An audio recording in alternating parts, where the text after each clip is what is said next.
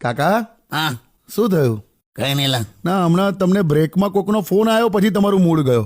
મૂળ નહીં ગયો લા. હવે આ મારી સોસાયટીમાં એવા બધા ડખા હોય છે ને ઓલવેઝ. શું થયું? હમણાં કોઈક ફેમિલી વાળાએ ફેમિલીની શાંતિ માટે શાંતિ હવન રાખ્યો તો એમાં જ માથાકૂટ થઈ. શાંતિ માતા આવું જ હોય છે લા. ખબર છે. એવા અળવિતરા લોકો છે ને.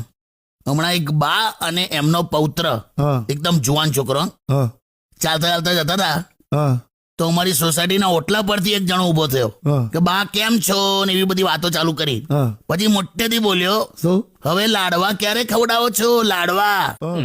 હવે બા અને પૌત્ર બંને કન્ફ્યુઝ કે આ કોને કે છે. આ લગનના લાડવાનું કે છે કે મરણના લાડવાનું? બોલો આવું કઈ આવેલા.